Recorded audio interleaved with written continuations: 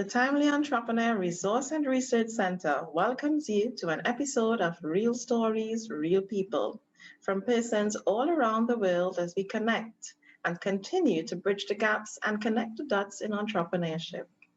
These stories are meant to inspire, engage, and connect all entrepreneurs.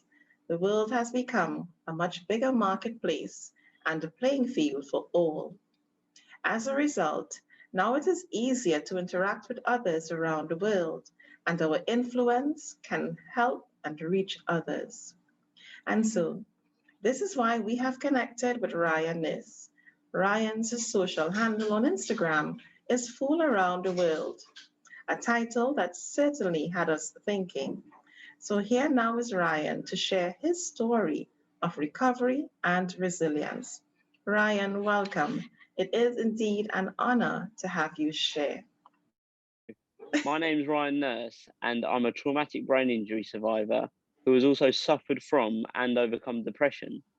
So, just over 9 years ago now, I was attacked on the way home from a nightclub, and there was no signs of trauma at all. There was no blood or bruising, etc. It was all inside, so I didn't feel too great, and I managed to get a lift home, and I went to bed as usual, went to sleep.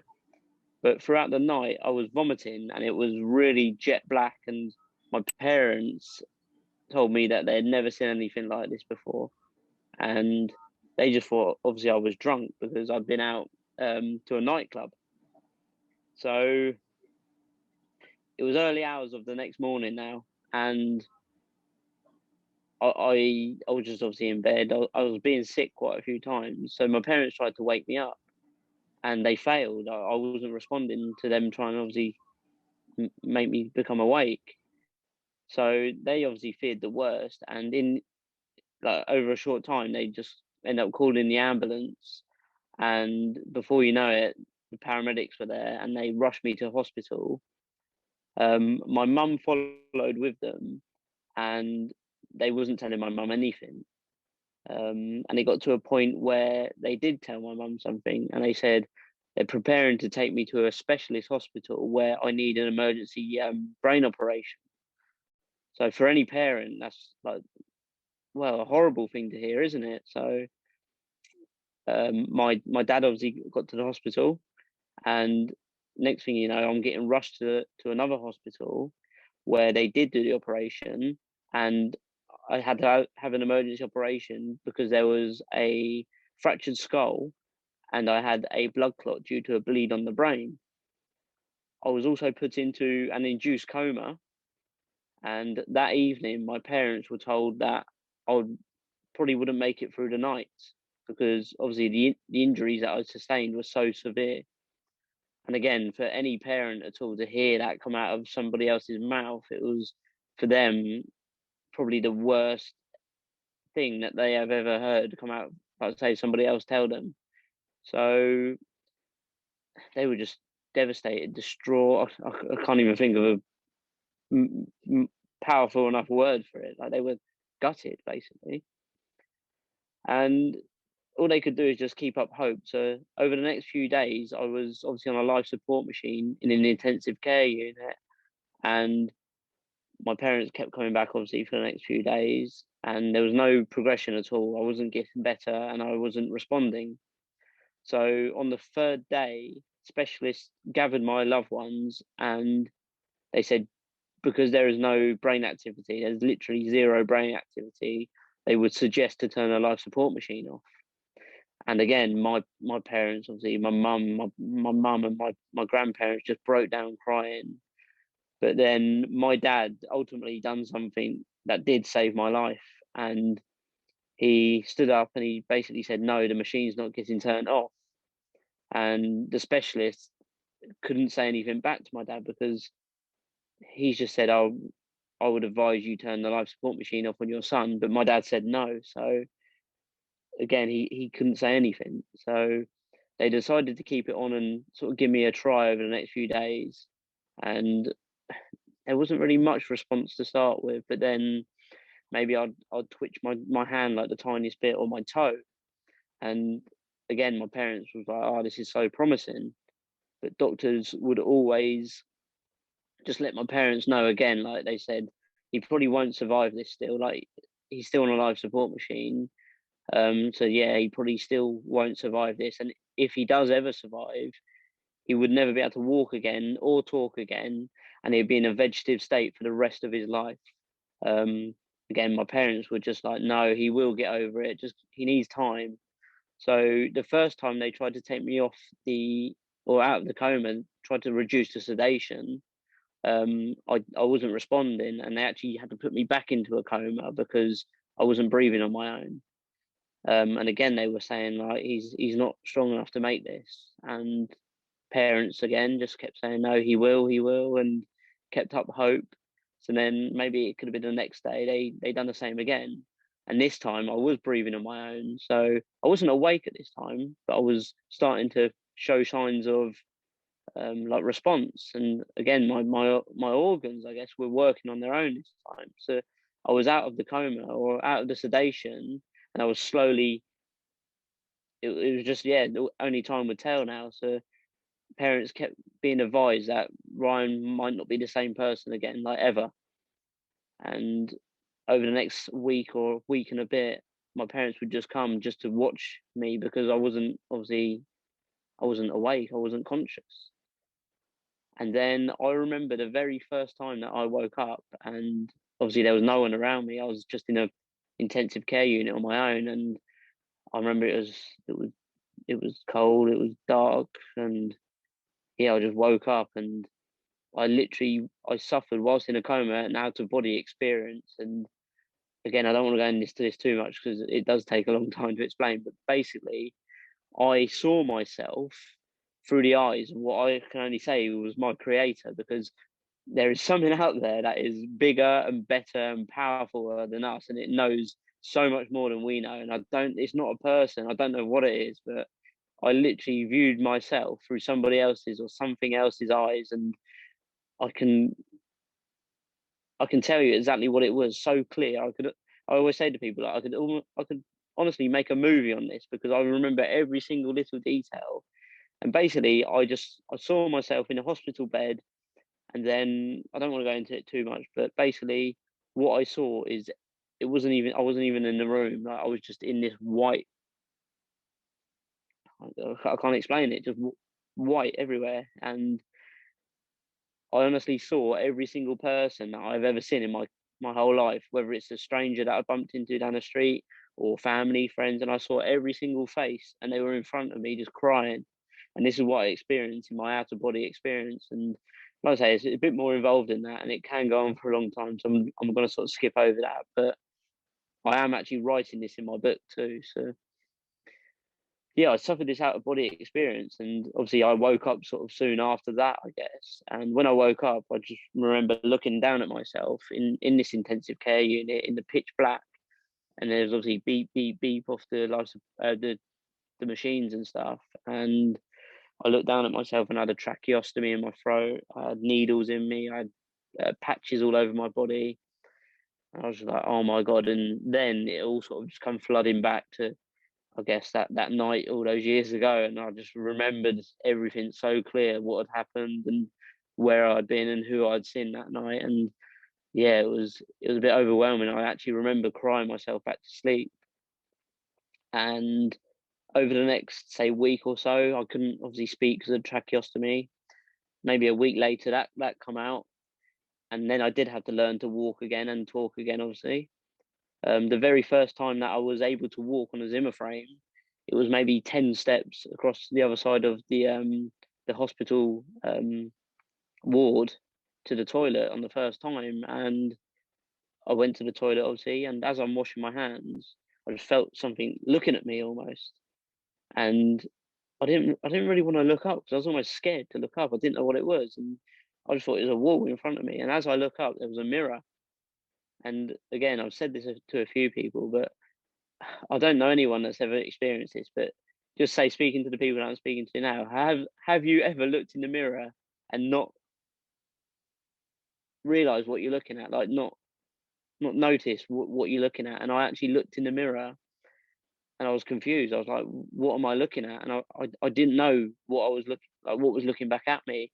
And it took a moment to sort of take in, and I realised it was me, and I don't remember my face ever looking like that, and myself looking the way I looked, and I couldn't understand. I thought it was just not real. I thought I wasn't alive. Actually, I thought I was living in some sort of dream world, and it wasn't. I was alive, and I was looking at myself, but it wasn't me. And it was one of the scariest things I've ever been through in my life, to be fair. Again, I looked back down, I cried my eyes out, and I took another look, and I realised half of my head was shaved off, and I had staples the whole way down my head. One of my eyes was just pointing upwards; it wasn't looking straight, and my face, I just almost looked like a skeleton. And the thought that went through my mind was just Frankenstein. That's all I said to myself, is Frankenstein, because I honestly believed I was like some sort of Frankenstein, and it was so scary and so upsetting. But again, put that to the side. Like I did get better. So over the next, say, another week went by in hospital, I started to walk, and I did learn how to walk again. And I did need crutches, but maybe I was on crutches for 3-4 weeks again after, say, coming out of hospital. But it was good. So they transferred me to another hospital, and I was only there for 2 days, and they sent me home. So amazing. It was just in time for Christmas. So my family and my parents, especially, like, have gone through like the worst ever thing that you could wish on, say, any your worst enemy, to say. But my parents would be like hell and back, and to notice their son's coming out just in time for Christmas, obviously they're like so grateful and so happy. And yeah, it was amazing. So yeah, it was a slow recovery, and to be fair, I did suffer from a lot of memory loss, short-term memory loss. Like, I could be speaking to you as I am now and literally forget every single thing that, like, even why I'm speaking to you. Like, I would just forget just like that. And I was quite hard on myself, because I used to get angry with myself, because I could be speaking to someone and just forget completely what I'm talking about. And yeah, it did really make me angry. But again, that didn't make it better. And the other thing was tiredness. I could just, again, be speaking to you now and just fall asleep. And this went on for years, I'd say, to be fair. It probably went on for years. But soon after I come out of hospital, obviously, back all that time ago, I met what is now my ex-partner. Not going into it too deep, but it was just what I needed. It was amazing. She done so much for me, and she introduced me into world travel, which is a big passion of mine. I love to travel the world and meet new people. So she introduced me to world travel, because I'd never been abroad before I met my ex-partner. And we went on multiple holidays each year for just over 6 years, 6.5 years. And we've been to some amazing countries, it was incredible. Like, I've never seen anything like this before in my life. So I, I just love like how fantastic the world is, and the different type of people around the world. So again, I love to travel the world. Obviously with my ex-partner. So we went in 2018 on 5 different trips abroad, and on our last trip abroad to Florida, we just got back, and my partner said that we should stop seeing each other as much. And I was just gutted. I was like, we obviously lived in each other's pockets, basically, and we spent all of our time with each other because we lived together as well. And I was gutted. And as much as I didn't want to give her space, in the end, yeah, I did give her space. But the more space that I give her, the further away she got from me, I guess. So I was a bit confused as well, because we were still living with each other, just in separate rooms, etc., and just making it amicable. And again, this is just talking from the way I felt it went, and I honestly thought we'd just be split up, maybe, or not with each other, or having a break, or whatever you call it, for a few months, and then we'd be back together. And that's how it felt like it was coming across to me. I ended up spending Christmas alone. 2018/19 Christmas was spent alone, and it was horrible waking up on Christmas Day just on my own, in a home on my own. It was horrible. Um, I ended up spending my birthday alone in February. Again, that was horrible. But we had booked up a trip in early March to go to Cape Town backpacking for 2 weeks. And obviously my ex-partner didn't want to go anymore. I thought, you know what, like I should do this. I've never been abroad on my own. Why don't I do this and just challenge myself and just say, right, I'm gonna sort my life out and I'm gonna push myself to do something. So there was lots of to and fro, because also in the middle of this, my grandma died, and it was horrible. Like, again, going back to a broken relationship, when say a family member had died, like I needed some empathy and I needed comfort. I needed someone around me. And again, as much as I had my parents and my family around me at the time, I just felt like I had no one. And obviously I did, but I felt lost, and I didn't really know again whether I should go on this trip to Cape Town, because all the stuff that had been going on, it just felt like things were getting worse and worse and worse. But I did go on the trip. I sort of plucked up the courage to go to Cape Town for 2 weeks, and yeah, it was amazing. It was an amazing trip. But the weekend before I went to Cape Town, I actually see my ex-partner out with another guy, and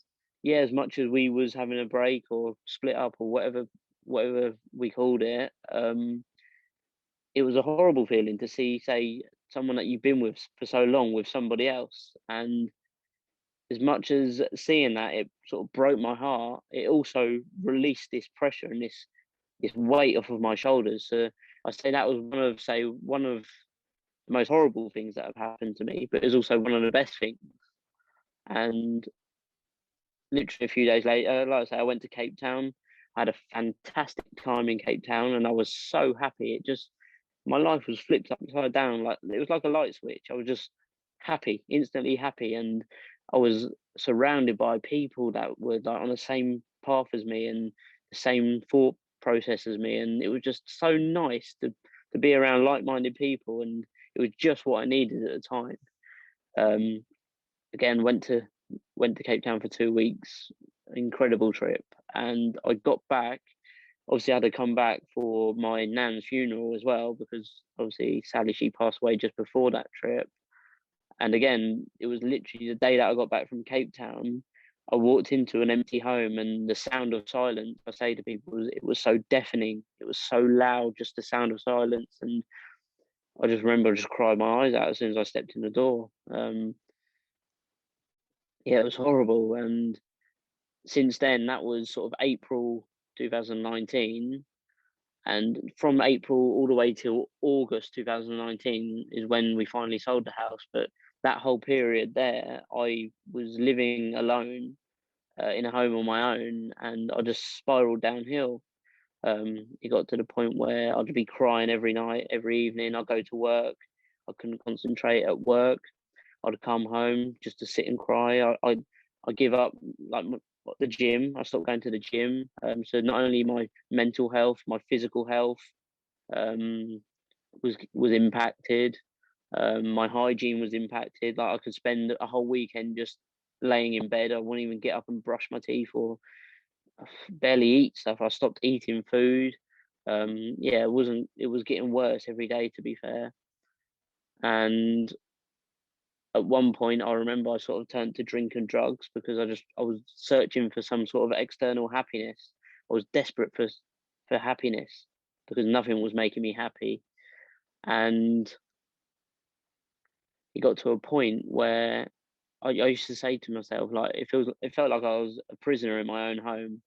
Um, yeah, and so many bad things happened. Like I say, I remember it was maybe a few days on the trot where I remember one day I literally had zero sleep. I don't even remember closing my eyes, because at one point as well, I used to sit in bed just scrolling on my phone. I couldn't stop scrolling, looking for some sort of happiness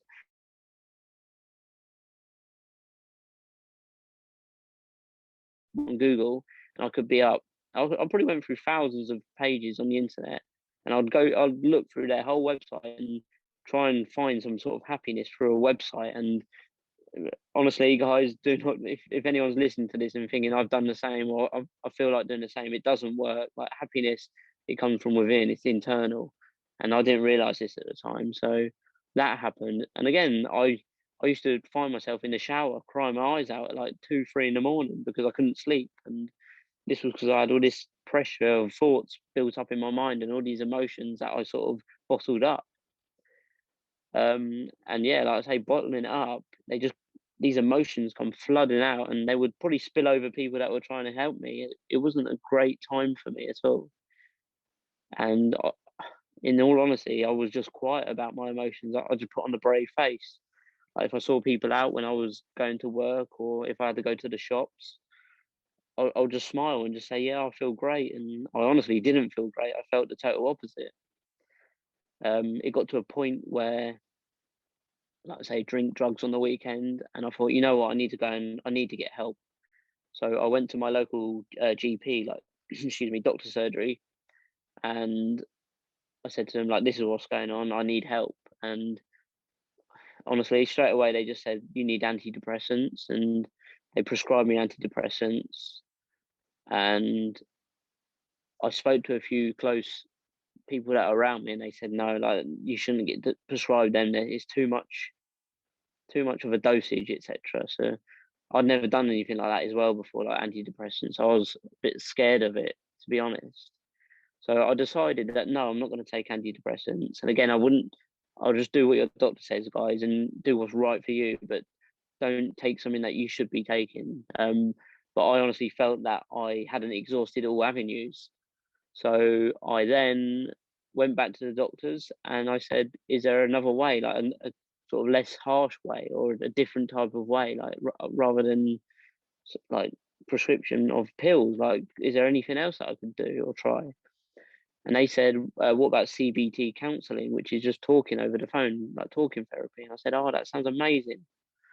So they booked me in, I think it was like a 4-week wait, which was quite harsh because I was spiraling downhill, and things were getting hard, and I felt like I'd hit rock bottom, and I didn't really feel there was any lower I could go. There was no way down, like no more I could go down. And yeah, times were tough, like waiting for that. And then what happened next was I got the CBD counselling, and I used to do it on my lunch breaks at work for an hour. And I must have done it, I don't even know that. I don't even want to put a number. It must have been 4, 5, 6 times. I can't remember. But every time I felt actually worse. And again, I'm not saying this is the same for everyone, because I've heard people say it does miracles and amazing things for some people that I know and friends of mine too. So I'm glad that I tried it. But for me personally, it didn't work. It was actually making me feel worse. And I'm so glad that I tried it though. And the reasons why it made me feel worse is because maybe I wasn't ready for it, and I just wanted someone just to unload, and just someone just to listen to me and just be a bit empathetic. And every time I sort of deviated from the script, what it seemed like to me, the person that I was speaking to over the phone just sort of reverted straight back to that script. And it was almost like if I wanted to show any emotion and just say, what about this? They just went straight back to the script. And it just made me feel worse. So again, I lied about it, and I called up one day and I said, no, I feel so much better. And no, I didn't feel better. I felt a lot worse. So I lied my way out of that. And then, yeah, over the next week or two, things were getting worse, and I was just crying every single day, just crying all day long. And I remember one weekend I was sat there crying my eyes out, and this was the day that just flipped my mindset for the better. And I was sat there downstairs in my old house, and just randomly I'm crying, and just a thought went through my mind, and I can't tell anybody where this thought come from. It just shows how amazing the brain is. And the thought that went through my mind was, could I live with the thought of dying with regrets? And that thought just sort of stuck like glue, and it was like magnetic. And I just grabbed onto this thought, and I kept asking myself, could I live with the thought of dying with regrets? And again, I answered my own question, and the answer was no. So I started to then ask myself a few different questions, and I'm thinking, you know what, like, I need to do something, because all I'm doing is going round in circles. If not, I'm getting worse.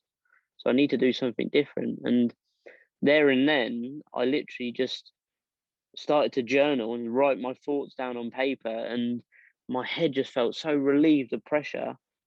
And I felt so much better by just journaling, because no one ever suggested journaling to me or writing my thoughts down. So I was literally thinking on paper, and I was just writing everything down. And I'd done this once, even got to twice a day, every morning, every night. And I also started to practice gratitude. So I'd say what I'm thankful for and grateful for, rather than writing down, say, or thinking about all of my problems. So I started to think or focus on the good things.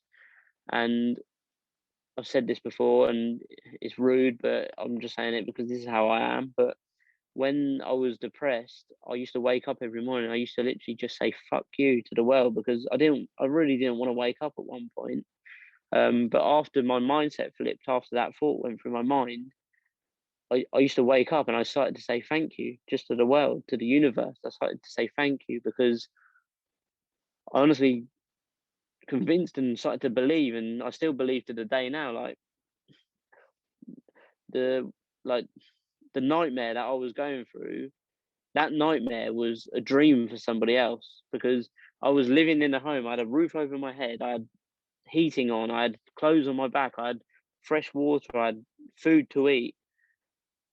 And that there, yeah, as much as I was upset and down, someone would they would give anything to have that life. So I started to be grateful for what I did have and try and look at the positives and how I can make things better. Because now that I look back on my life, then I can honestly tell anybody that progression equals happiness, and gratitude is key to a happy life. So yeah, I started to practice gratitude, and before you know it, I just felt like I'd become a positivity magnet. I literally felt like I was attracting positivity by being grateful.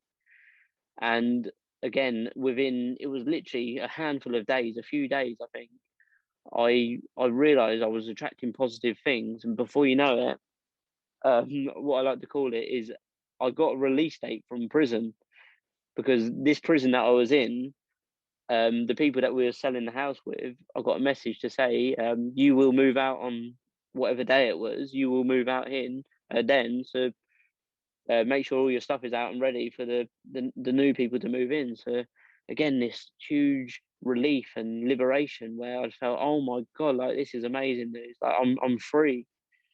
So skip a few days or whatever it was, a week or whatever, and I think it was a Thursday or a Friday, whatever it was, and I had to be moved out. So obviously I went to work, and I wasn't off. I left everything to the last minute. So again, it's my own fault, because they say failing to prepare is preparing to fail, and I didn't prepare anything. I was like, oh, I'll deal with it on the day, and I went to work. I got home at probably 6 p.m. and I hadn't packed anything, and obviously I had an empty van to fill up with all my belongings. So I started to pack things away, and I didn't realize how much stuff that I actually had in my home. And I'm packing it away, and I'm sweating, I'm panicking, because time's getting on, and before you know it, midnight had gone, and I'm still packing stuff into the van. So I remember my dad calling me like, "Do you want help?" And I was like, "No, I'll be okay, Dad." But I probably should have asked for help then too. But yeah, I did get it in, and it was, like I say, gone midnight. Van was packed to the top. Um, I walked around home, done a double check to make sure that I had everything. And again, I sort of practiced gratitude, and I looked around, and I just said thank you for the home, because as much as there was sad memories, there was also a lot of good memories in that home. So I said thank you for all the memories there. And I walked out of the front door, knowing that that was the very last time that I'd shut that front door, because that's it now.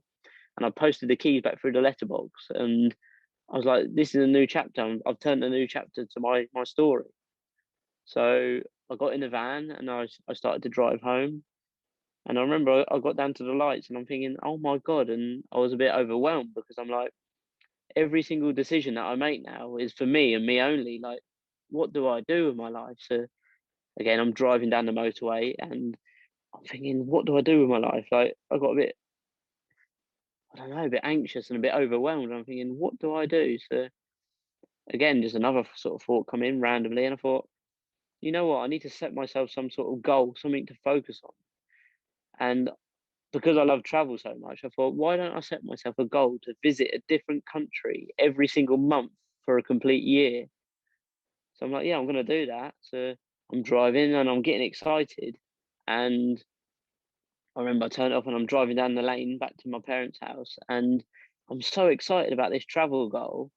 and I've literally turned the music up on the van. I'm patting the steering wheel, and I'm like, yeah, and I'm shouting. I'm almost doing affirmations, and I'm like, this is brilliant. So again, I was filled with joy. So I obviously went home and got all my stuff packed away. And I remember it was the very first weekend that I'd spent, say, just worrying, what do I do on my weekend, and not having anyone else to worry about, I guess, or to bear in mind. And I thought I need to do something. So I didn't really want to go to, say, the local pubs and bars, etc., because I didn't want to get back into those old routines or old habits by just going down to the pub every weekend or going to a bar and just having drinks and stuff, because that's not what I enjoy, and I still don't enjoy that now, to be fair. So I did say to myself, I'm going to go just to sort of show my face and see who's about, but I'm not going to get back into this habit and routine. So I went out to a local pub, and I see a load of people that I know from school, like friends and just people that I know in general. So I thought, oh, this is great. So we got talking. We're talking away, and obviously people know what happened, and obviously splitting up with my ex-partner. And they said, "Oh, I heard you split up with your ex, and you're back at your parents. Like, what's the plan for you now?" So I was like, "Oh, you know what? I'm going to visit a different country every single month for a complete year." And because there's a big group of us, like some of them were like, "Oh, that's amazing," and like really happy for me. Some people were sort of like, like unsure. And then just randomly, one guy, and like I say, he was drunk, but I honestly believe people who are drunk speak the truth. So this guy just come out with, "How could a fool with a head like yours travel the world on his own?" And I was so sort of shocked, and I was like, oh, I didn't know what to say, and I sort of thought about it for a moment, and the only thing that I replied with was, I said, "Look, I'll show you how I'm going to do it." And I said, "Look, just watch." I said, "Just watch me." And then I literally went home there and then, back to my parents, and I just booked a one-way flight to Croatia.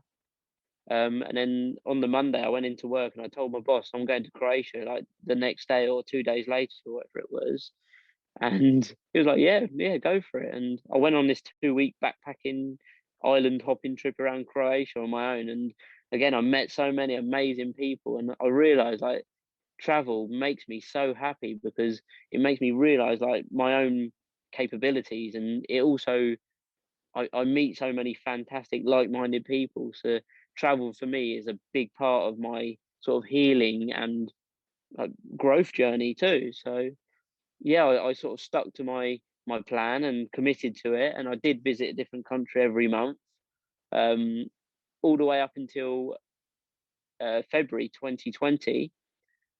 And when 2020 come around as well, I actually planned to visit 20 countries in 2020. And my last trip was Rome in February. And this was when this whole coronavirus started. And it was on the news a little bit, but I didn't at the time really watch the news anyway. I didn't really watch TV there and then, but I knew about it. And I thought, I'm still going to go to Rome, even though this coronavirus, everyone was saying it's not that bad. So I went to Rome, had an amazing trip, but on my last day, I noticed things weren't right, and I thought I just want to get home, and I did. I got home, and I literally got back to the UK, and I realised it was everywhere. Coronavirus has taken off, and just understood how actually bad it was, and I panicked and I was scared. I was actually anxious and worried. Um, Before you know it, it was spread all over the news, and every single person was speaking how bad it was. Um, I actually give my TV away because I didn't want to see it on the news, because although there's news obviously on the news to tell you about what's going on in the world, I feel like the majority of news is so negative, and all this negativity was doing is just going into my mind, and it was making me feel so much worse about the whole situation. And again, I was panicking. So maybe a week or 2 weeks after, or whatever it was, I ended up having some time off of work because of this whole situation. So being at home for, I think it was just over 2.5 months, I I was noticing straight away that people would say on FaceTimes and Zooms and Instagram lives, etc. And I thought, how can I use this unprecedented and sort of sort of horrible and negative time. Like we were going through a negative time because so many bad things were happening around the world, and people were losing lives, which was awful. And it was a horrible time. So I thought, how can I bring some sort of positivity to the world, maybe through the things that I've been through? So I thought, you know what, this is a time for me to come out of my comfort zone, become vulnerable, and maybe share my story online. So I thought, why don't I set up an Instagram page and just share my journey? So I started to think of a name. What am I going to call it? And again, straight away, I thought of the page name, which is now my page name now on Instagram, which is Fool Around the World. Just from what that guy said to me, I thought, he called me a fool. I love to travel around the world. I'll call it Fool Around the World. So that's what I done. And I began to just become vulnerable and sort of take a little step outside of my comfort zone. And it was scary to start with. It was so scary, actually, in fact. And I didn't really want to be too vulnerable, because being vulnerable, most people think, and it is to start with, it is so scary. So I started to share my journey, just pictures and quotes and stuff, and do little write-ups. And it was very scary up until the point I noticed people were saying like so many amazing things and saying, oh, I'm going through this challenge in my life, or I've never thought of this, and or I know somebody that could do with listening to you. So I thought, I am helping people positively. So that almost gave me the courage and confidence to sort of open up and share more. And before you know it, I realized that within vulnerability is so much strength and power. And I do believe vulnerability is a superpower. And I also believe, and from my own experience, I've noticed that when we become vulnerable is actually when the true healing happens. Like, we actually start to heal ourselves and we heal other people. And the more I've become vulnerable and said, oh, actually, I did do this when I was down, or like going back to when I was Googling how to be happy, when I started to come out with that, people message me like, I've done that before too. And I always become this beacon of light where people, they sort of attracted to me and me sharing my story. And then they opened up to me and they said, oh, can I jump on a live with you and share my story, etc. And it allowed people to feel comfortable and to speak about their story in a non-judgmental way. And yeah, it was brilliant. And oh, it was fantastic. That, like I say, that just started the ball rolling. And through 2020, I've just focused on not only learning and bettering myself, but helping other people. And that is what I'm so passionate about, just helping people through my story and through my journey. So as much as I wanted to go on all these trips around the world, it's not possible. So I thought, I'm gonna focus all of my energy onto helping other people, because I know that people out there need to hear my story, because I've overcome it, and I know you can too, and I can help anybody just by sharing my story. So anyone that is going through that, I just, please listen to some of my content, because although you're feeling down now, it doesn't last forever, and it will pass, and you will be able to overcome it. And I'm living proof. Like, you can do it, guys.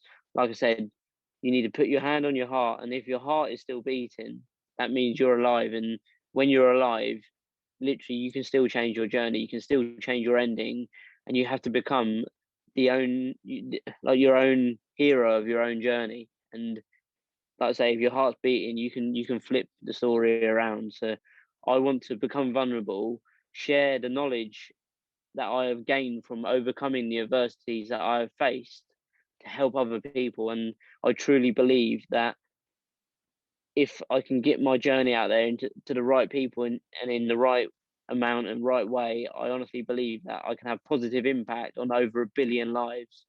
And one way that I'm doing that now, I've started it maybe 3, 4, 5 months ago, is I'm writing a book.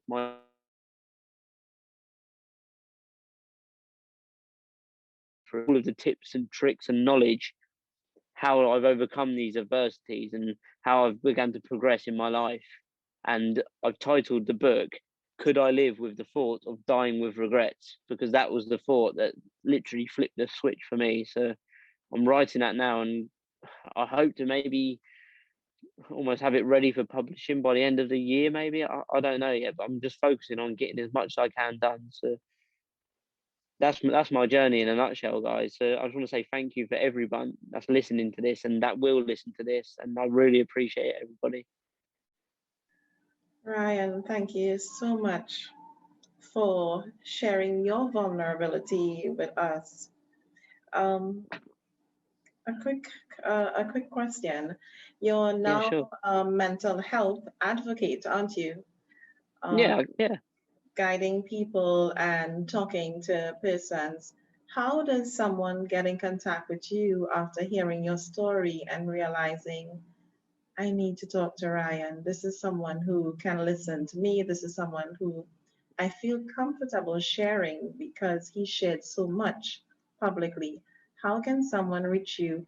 I know you mentioned your page is Fool Around the World on Instagram. Are there other channels that you can be reached via?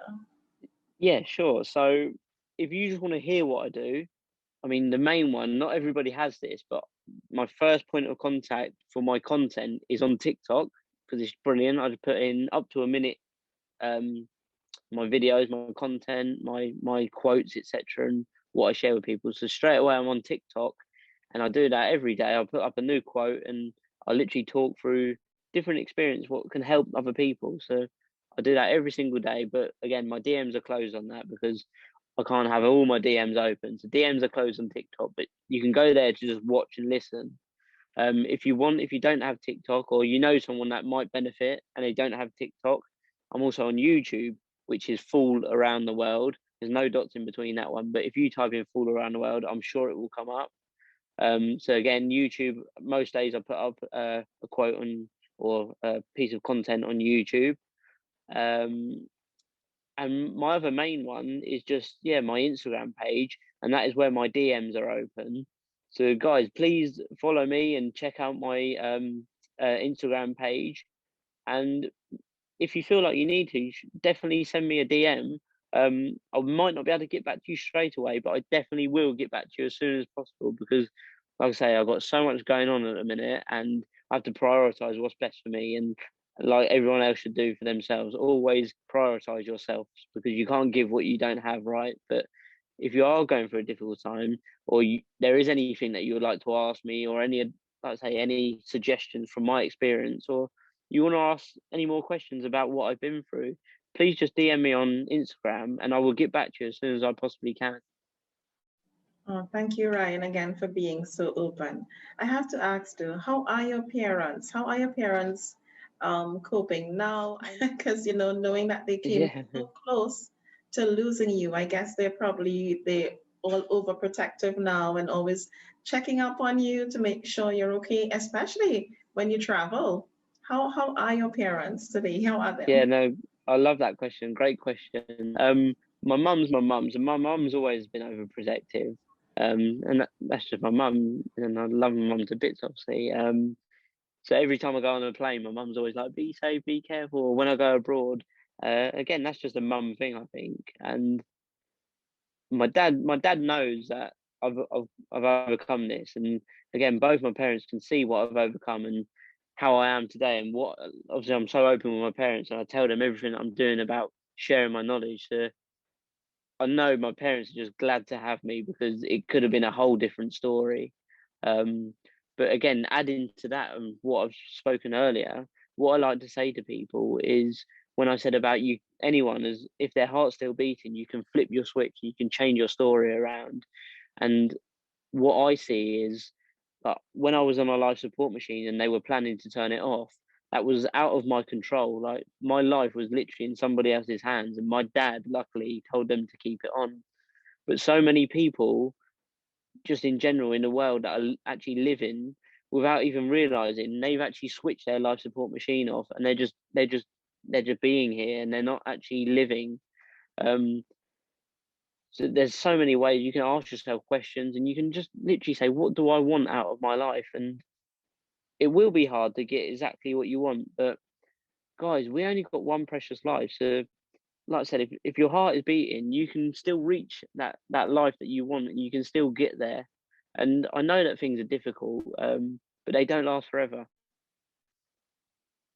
Yeah, that's so true. And that's an important message, especially as the world suffers through the coronavirus. I think right Yeah. now, this is something that people need to know, they need to hear it, and they need to know too that they're not alone. Sometimes I know when you're in your situation, it's at that point in time you feel like nobody understands and you feel like you're so alone, because I think it's at that point in time that you really don't know where to reach out to, who to turn to, who would want to hear your story, who would care. So I think this is so important right now in this coronavirus time. Ryan, how old were you when you experienced this trauma? What year did it happen? Just to put some perspective, how long ago was it? Here you mentioned 2018 with your ex and so forth, but Yeah. So the time. brain injury, it was just over 9 years ago, and I was 18 years old. So Wow. yeah, it was obviously when you're 18 in the UK, that's when you're allowed to go out to say nightclubs and going for drinks. So I'd only been going out to nightclubs for a few months, and all this happened. And I honestly believe all the adversities that I had faced in life, it actually happened for a reason. And people might sound crazy, but I would thank the people that have caused me these adversities throughout my life, because without those adversities happening to me, I may have not been the person that I am today. So I believe that life, and you might have heard this quote before, but life is happening for you and not to you. So as soon as you realize that, all these difficult times that you're going through and that anybody goes through, it's happening for a reason, and it's building you up to become something amazing. So what you said a moment ago as well, what I sort of held on to and I remember is about you are not alone. And no, you are not alone. As much as you do feel alone, and I felt alone for a long time. We're in an age of technology. We have Zoom, we have social media, and social media can be a great thing. There's so many Facebook groups for mental health. There's loads of different platforms to find mental health groups. So if you're struggling in life, I almost challenge you to go out there and just find some sort of group where there is like-minded people that can speak from non-judgmental conversation. And these are people that are experiencing the same things, and you can bounce off of each other and share your journeys, and you can learn from each other and help heal each other. And I noticed when I started to open up and to speak to people that I don't even know, to be fair, and I noticed they were the best people to speak to, because again, like you sort of said earlier, my family, as much as they want the best for me, they just wanted me to feel better. And the things that they said, as much as they were trying their very best to help me, it didn't actually help me at the time. So I found that speaking to just total strangers, but people that know how to deal with mental health or that have experienced it themselves, are the best people to speak to. So just reach out and start speaking and surround yourself with like-minded people. Okay. And how old are you now? I'm 28 years old now. So it's actually 10 years. Yeah, just under 10 years. Yeah, so it'll be 10 years this year. Yeah. Wow. Okay. Wow. I guess you have a lot, not I guess, but I know that you have a lot to thank your creator for. And you must be in constant gratitude to your dad having, Yeah. with such a decision. Yeah, that's tough. I heard you mention February is your birthday. When did you celebrate, or when are you celebrating your birthday this month? Oh, it's at the very start of February. Oh, so we missed it. Yeah, so yeah, just missed it. Oh, well, happy belated nonetheless. And I do hope Thank you so much. it was a grand Thank you. one. Yes. Thank you. Yeah, it was. Yeah, awesome. Ryan, do you have any final thoughts? What are your final words of encouragement for entrepreneurs who are facing difficulty in not just their business, but anything once it affects your business, it becomes your personal life, especially in this coronavirus time? Give us a Yeah, final. I've got two things actually. So just talking about birthdays there. So one thing that I'm sure I wrote this in my book, or I'm going to write this in my book. Like we all celebrate our birthday, right? 1 year away, like we another year. But I honestly believe sort of time doesn't really exist.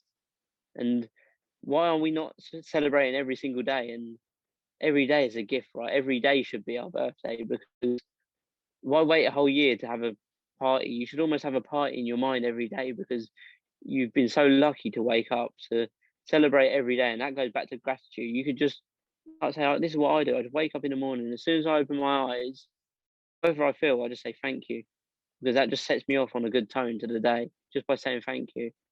And I've done this for a long time now, and I don't know, it's good for me. So maybe try it. And the other thing that I'm going to say and end on, if it's okay, is I'm going to read a paragraph from my book, and it's Awesome. about adversity. It's about adversity. So it goes like this: adversity can quite often turn out to be a blessing in disguise. From my own experience, I have found that adversity is the prerequisite to growth, success, and true happiness. I believe hidden at the very core of adversity is the key to progression and lifelong happiness. It isn't going to be easy to find this key, but once you have obtained it, it will unlock the barrier to your next level of life. Adversity can turn out to be a gift if we choose to let it be. That is awesome. Thank you so very much. And we hope that this benefits our audience globally, not just here in Trinidad and Tobago, but globally as well. I do encourage you to follow Ryan on Instagram at Fool Around the World. You can't miss him. You can't miss the page. You can't miss him. And I can tell you from looking at the page, Ryan really contributes a lot of thought-provoking videos and messages that would really make you, think long and hard about life. It may be simple and short because they're Instagram videos and captions, but there's a strong message in every post. So I encourage everyone to look for Ryan on Instagram and friend him and bother him. He's willing to help. Ryan, thank you so much. We really appreciate this. And I know that you are helping a lot of people simply by sharing your vulnerability and your story. Thank you so much, Thank you. I, Ryan. I just want to say thank you for having me on here, and thank you for everyone who is listening and will listen to this video. And guys, once this whole coronavirus comes down a bit, I will see you in Trinidad and Tobago, and Oh, anyone else around the world. I'll see you around the world, because I'm going everywhere. I'm I'm going global. excited. I'm excited. Make sure you connect with me. Let me know when you're coming in Trinidad and Tobago. Who knows? We might have a grand meeting here for you. A lot of Amazing. here. Yes. We will Amazing. celebrate you, Ryan. Yes. Thank you so much. Thank you so much, Ryan. Have a Again, great weekend. Thank you. you too also. Have a blessed one. Thank you. Thank you. Bye bye. Bye bye.